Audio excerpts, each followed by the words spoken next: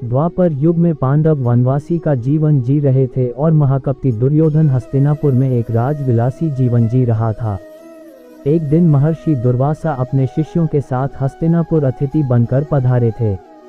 दुर्योधन ने काफी अच्छे तरह से उनका स्वागत किया। इसी पवित्र कार्य के बीच दुर्योधन ने अपने मामा शकुनी के साथ मिलकर पांडवों को परास्त करने की एक नई योजना बनाई। जब महर्षि दुर्वासा ने कहा कि हम अब भोजन करेंगे, तब दुर्योधन बोला कि ऋषियों को भोजन करना तो एक महापुण्य का कार्य है, लेकिन महर्षि दुर्वासा मैं आपसे अनुरोध करता हूँ कि इस महापुण्य को प्राप्त करने का अवसर मैं अपने बड़े भ्राता युधिष्ठिर को देना चाहूँगा।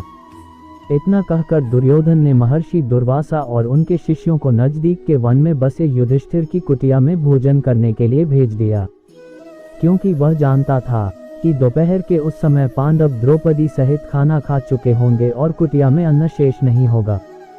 कुछ ही समय में महर्षि दुर्वासा अपने शिष्यों के साथ पांडवों की कुटिया के सामने थे।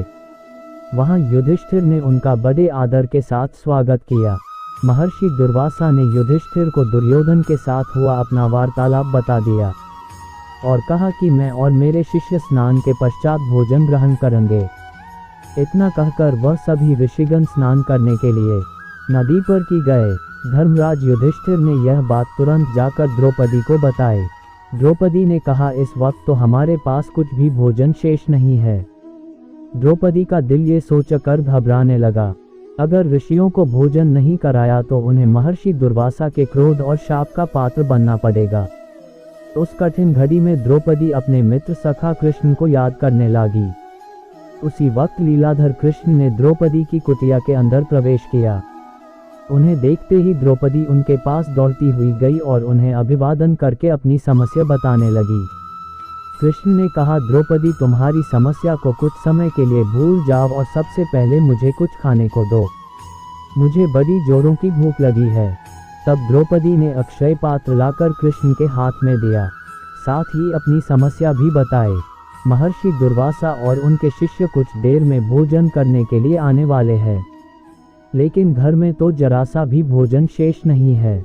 द्रौपदी की बात सुनकर कृष्ण मुस्कुराए और पात्र में देखने लगे।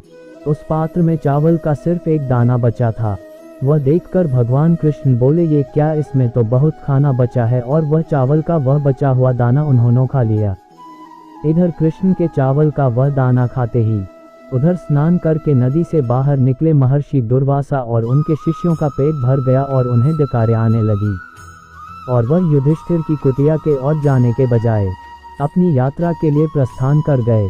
इस तरह चावल के एक दाने से ही कृष्ण भगवान में ऋषियों को पेट भरकर उनके क्रोध और शाप से पांडवों की रक्षा की।